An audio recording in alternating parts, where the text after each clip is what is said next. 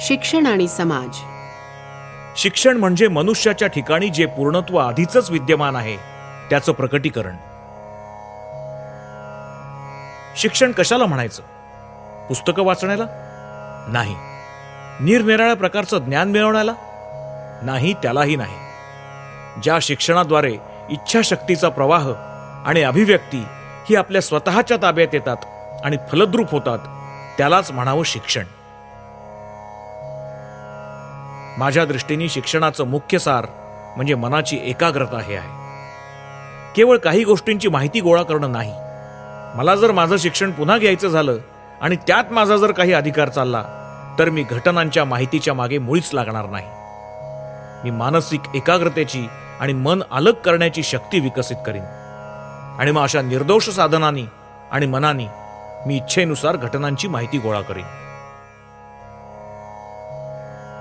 जे शिक्षण लाभल्यामुळे सामान्य जनता जीवन संग्रामाला लायक होऊ शकत नाही, जे शिक्षण चारित्र्यबल, परसेवा तत्परता आणि सिंहासारखं साहस निर्माण करू शकत नाही, त्याला काही शिक्षण म्हणायचं?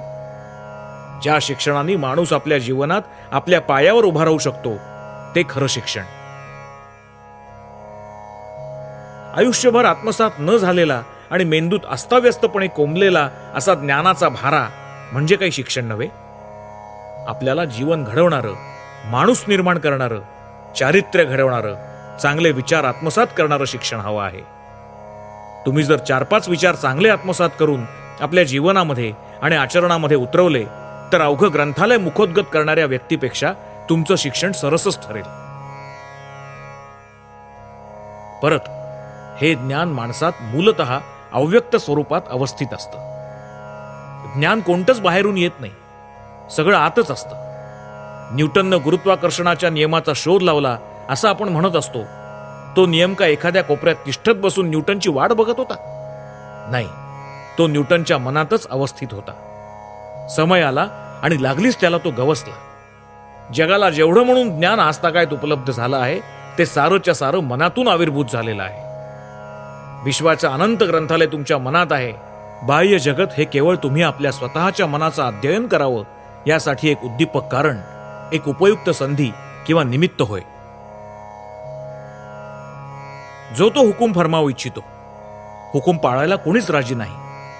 प्राचीन काळच्या त्या अद्भुत ब्रह्मचर्य आश्रमाच्या लोपामुळेच हा अनर्थ ओढवला आहे. आधी आज्ञा पाळायला शिका. आज्ञा देण्याची शक्ती मग आपोआपच उत्पन्न होईल. नेहमी आधी चाकर व्हायला शिका, तरच तुम्ही मालक होण्यास लायक होऊ शकाल. केवळ शिक्षण शिक्षण शिक्षण. युरोपातल्या अनेक शहरातून भ्रमण करताना तिथल्या गरीब लोकांच्या सुखसोयी आणि त्यांचं शिक्षण बघून आमच्या देशातल्या गरिबांची दशा मनात येई आणि मला रडू कोसळे. कशामुळे हा फरक पडला? माझ्या मनोदेवतेने साथ दिली, शिक्षणामुळे. आपल्याला जर काही हवं असेल तर ते म्हणजे ही श्रद्धा होय. दुर्दैवाने आज ती भारतातून प्रायः लोप पावत चालली आणि म्हणूनच आपली अशी दुर्दशा झालेली आहे. मनुष्यात जर काही फरक दिसत असेल तर तो या श्रद्धेमुळेच आहे, दुसऱ्या कशामुळेही नाही. एक जण थोर तर दुसरा सामान्य किंवा दुर्बल असं कशामुळे होत असेल तर ते श्रद्धेमुळेच होय. प्रत्येक गोष्टीचा उपहास करणं आणि कशाविषयीच गांभीर्य न वाटणं हा जो भयंकर रोग आपल्या राष्ट्राच्या रक्तात भिनू पाहतोय तो दूर करा, संपूर्णपणे नाहीसा करा.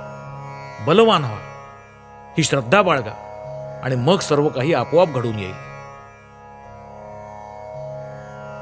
खालच्या वर्गातील लोकांसंबंधी आपलं कर्तव्य हेच की आपण त्यांना शिक्षण दिलं पाहिजे आणि त्यांना स्वतःच्या व्यक्तित्वाचा जो विसर पडलाय त्याची जाणीव करून देऊन त्यांचा विकास केला पाहिजे. त्यांच्यासमोर चांगले विचार, चांगल्या कल्पना ठेवा, हीच मदत त्यांना हवी आहे. बाकी सगळं त्यांच्या परिणामी आपोआप घडून येईल. आपण रासायनिक द्रव्य एकत्र मिसळून ठेवली म्हणजे प्रकृतीच्या नियमानुसार त्यांचं स्फटिकी भवन आपोआप घडून येईलच. पर्वत जर महम्मदाकडे येत नसेल तर महम्मदाला पर्वताकडे गेलं पाहिजे. तद्वतच जर गरीब मुलं शिक्षण घेण्यासाठी येऊ शकत नसतील तर या गरीब मुलांकडे जाऊन आपण त्यांना शिक्षण दिलं पाहिजे. चारित्र्य घडवणारं, मानसिक बल वाढवणारं, बुद्धी विशाल करणारं आणि स्वावलंबी बनवणारं असं शिक्षण आम्हाला हवंय. ज्या शिक्षणाच्या परिणामी या इच्छाशक्तीची पिढ्यानपिढ्या एकसारखी जबरदस्तीने गळचपी केली जाऊन ती आज जवळजवळ लोपूनच गेलेली आहे, त्याला काही शिक्षण म्हणायचं? ज्याच्या प्रभावाने नवीन कल्पनांचा उदय होणं तर दूरच राहो, पण जुन्या कल्पना सुद्धा एकामागून एक अंतर्धान पावत आहेत. जे माणसाला हळूहळू यंत्राप्रमाणे करून टाकतंय, त्याला काही शिक्षण म्हणायचं? कुणीतरी चालवून दिल्यावर आपोआप चालत राहणाऱ्या यंत्राप्रमाणे चांगलं बनण्यापेक्षा स्वाधीन इच्छेच्या आणि चैतन्य शक्तीच्या प्रेरणेने वाईट बनणंही माझ्या मते कल्याणकारक आहे. आम्हाला आज वेदांत आणि पाश्चिमात्य विज्ञान याचा समन्वय हवा आहे. ब्रह्मचर्य हेच आपलं मार्गदर्शक ध्येय असलं पाहिजे. आम्ही श्रद्धावान बनलं पाहिजे. आमच्यात आत्मविश्वास संचारला पाहिजे. वेदांत असं म्हणतो की मनुष्याच्या आतच, मग तो लहान मुलगा का असेना, सर्व ज्ञान साठवलेलं आहे. फक्त ते जागृत करावं लागतं आणि एवढंच शिक्षकाचं कार्य असतं. पण धर्म हा सगळ्याचं मूळ आहे. धर्माला जर भात मानलं तर जीवनातल्या इतर सगळ्या गोष्टी कालवणासारख्या आणि तोंडी लावण्यासारख्या आहेत. नुसतं कालवणच खाल्लं तर अपचन होईल आणि नुसता भात खाल्ला तरीही तो नीट पचणार नाही. पाहिलंस, केवळ यथार्थ ब्रह्मचर्याच्या पालनानं समस्त विद्या एका क्षणात आत्मसात करता येतात. एकदाच ऐकलेलं किंवा समजलेलं कायमचं लक्षात राहू शकतं. या ब्रह्मचर्याच्या अभावीच आपल्या सगळ्या देशाचा सत्यानाश होऊन गेलेला आहे. गुरुग्रहवास अर्थात शिक्षकाशी व्यक्तिगत संबंध ही माझी शिक्षण विषयक कल्पना आहे. शिक्षकाच्या व्यक्तिगत संपर्काशिवाय मिळालेलं शिक्षण शिक्षणच नव्हे. तुम्ही विश्वविद्यालयांचंच उदाहरण घ्या. त्यांना 50-50 वर्ष झाली. त्यांनी काय केलंय? मौलिक विचारांचा एक देखील पुरुष त्यांनी निर्माण केला नाही. फक्त परीक्षा घेणाऱ्या संस्था आहेत त्या. सर्वांच्या कल्याणासाठी त्याग करण्याची कल्पना अजून आपल्या राष्ट्रात विकसित झालेली नाही. सत्य कोणत्याही समाजापुढे मान तुकवण्यासाठी रिकामं नाही. मग तो समाज प्राचीन असो की आधुनिक असो. समाजाने सत्यापुढे मान तुकवायलाच हवी आणि ते शक्य नसेल तर मरण्यासाठी तयार व्हायला हवं. समाजच सत्यानुसार उभारले जायला हवेत. सत्य कधी समाजाशी जुळतं घेण्यासाठी स्वतःत बदल नाही करणार. तोच समाज सर्वात थोर की ज्यात सर्वोच्च सत्य व्यवहार्य होऊ शकतात. माझं तरी असं मत आहे. आणि समाज जर सर्वोच्च सत्यांच्या आचरणासाठी सोयीचा नसेल तर तो बदलून तसा करा आणि लवकरात लवकर हे कराल तितकं चांगलं.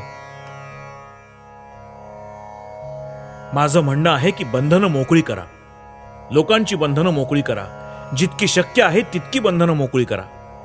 समाजासाठी जेव्हा स्वतःची समस्त सुखेच्छा बळी देऊ शकाल तेव्हा तर तुम्ही बुद्ध होऊन जाल. तुम्ही मुक्त होऊन जाल. कोणत्याही व्यक्तीला किंवा राष्ट्राला थोर होण्यासाठी या 3 गोष्टींची आवश्यकता आहे. 1. चांगुलपणाच्या शक्तीवर प्रगाढ विश्वास. 2. मत्सराचा आणि संशयखोरपणाचा अभाव. आणि 3. जे चांगलं बनण्याचा आणि चांगलं कार्य करण्याचा प्रयत्न करत आहेत त्या सगळ्यांना सहाय्य करणं.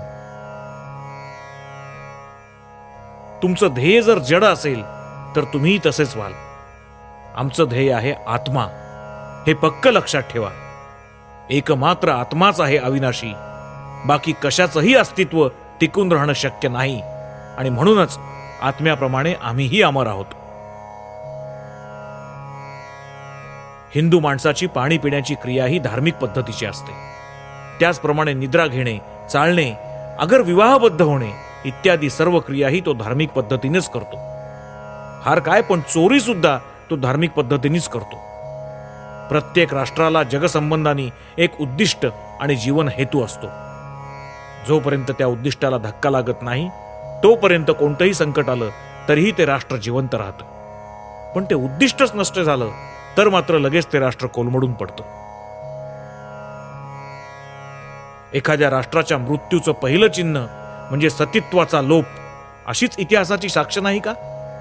त्याला सुरुवात झाली की मग त्या समाजाचा नाश उंबरठ्याशीच आहे असं समजावं. सध्या आपण पशुपेक्षा काही विशेष अधिक नीतिमान नाही. समाजाच्या चापकानंच आज आपल्याला थोपवून धरलेला आहे. तुम्ही चोऱ्या केल्या तरी मी तुम्हाला शिक्षा करणार नाही असं जर समाज आज आपल्याला वचन देईल तर एकमेकांना लुबाडण्यासाठी आपण एकमेकांवर नुसते तुटून पडू. पोलीस आपल्याला नीतिमान बनवत असतो. समाज काय म्हणेल, लोक काय म्हणतील या धाकानं आपण आज नीतिनियम पाळत आहोत. एरवी खरोखर पाहता या बाबतीत आपण पशुपेक्षा फारसे वरचढ ठरणार नाही. बहुसंख्य संप्रदाय हे बुडबुड्याप्रमाणे अल्पजीवी ठरतील, कारण त्यांच्या प्रवर्तकांमध्ये बहुधा शुद्ध चारित्र्याचा अभाव असतो. पूर्ण प्रेम आणि प्रतिक्रिया न करणारं किंवा विचलित न होणारं हृदय यांनीच चारित्र्य घडत असतं.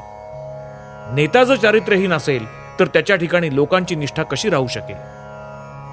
ज्या नेत्याच्या ठाई पूर्ण पावित्र्य असेल त्याच्याच ठिकाणी लोकांची निष्ठा दीर्घकाळ राहील आणि त्याच्यावरच लोकांचा विश्वास दीर्घकाळ राहील.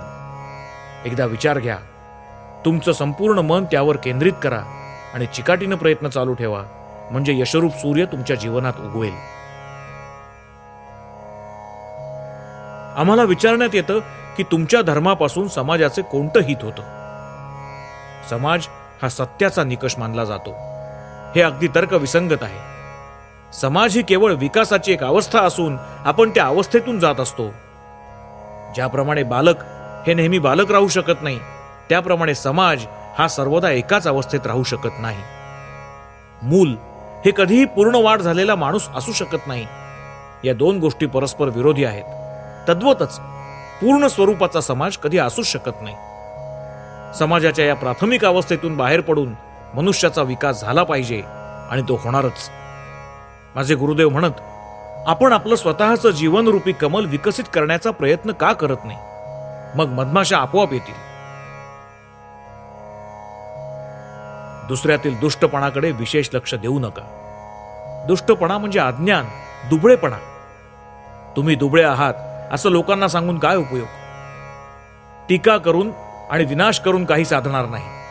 आपण लोकांना अधिक चांगलं असं काहीतरी दिलं पाहिजे. त्यांना सांगा की त्यांचा मूळचा दिव्य स्वभाव हा त्यांचा जन्मसिद्ध हक्क आहे. मी सुधारणा करा असं म्हणत नाही, तर पुढे चाला असं म्हणतो. कोणतीही गोष्ट इतकी वाईट नाही की तिच्यात सुधारणा केली पाहिजे. परिस्थितीला अनुरूप असं वागणं हेच जीवनाचं रहस्य आहे. जीवनाच्या बुडाशी हेच तत्व आहे आणि त्याच्या आधारेच जीवनाचा विकास होतो. दडपून टाकण्याचा प्रयत्न करणाऱ्या बाह्य शक्तींना तोंड देण्याचा जेव्हा आत्म्यावर प्रसंग येतो, तेव्हा यातून परिस्थितीला अनुरूप अशा रीतीने वागण्याची प्रवृत्ती निर्माण होते. जो परिस्थितीशी जितकं जास्त जुळवून घेऊ शकतो तो तितका जास्त टिकतो.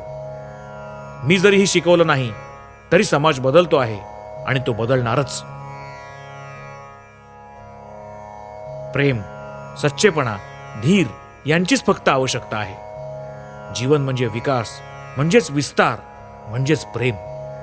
म्हणूनच प्रेम म्हणजेच जीवन आणि तेच जीवनाच्या गतीचं नियमन करतं.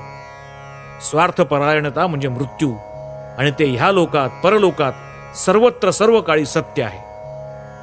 दुसऱ्याचं कल्याण करणं म्हणजे जीवन. दुसऱ्याचं कल्याण न करणे हाच मृत्यू.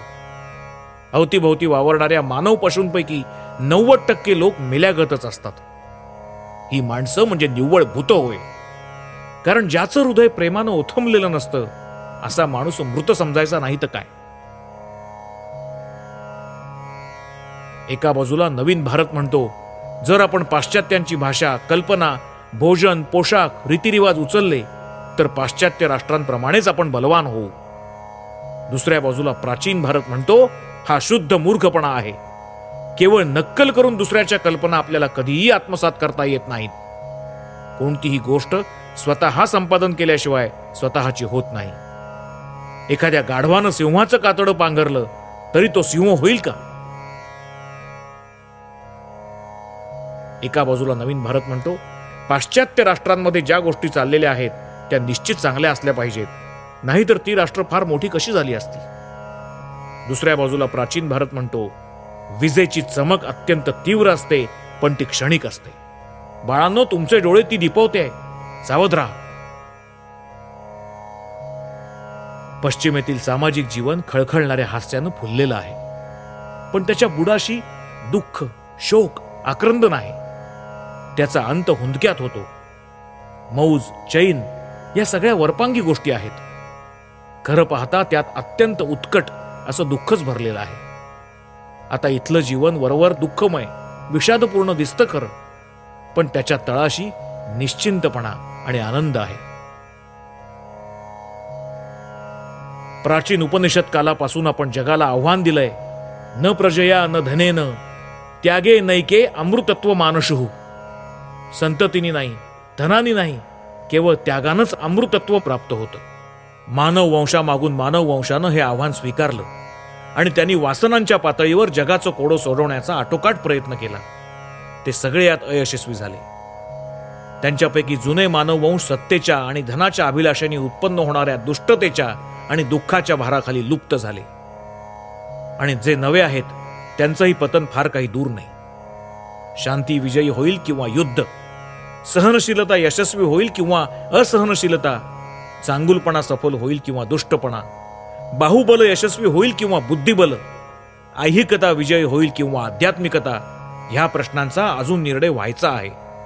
आपण आपला प्रश्न अनेक युगांपूर्वी सोडवला आहे आणि आपलं उत्तर आहे ऐहिकाविषयी अनासक्ती, त्याग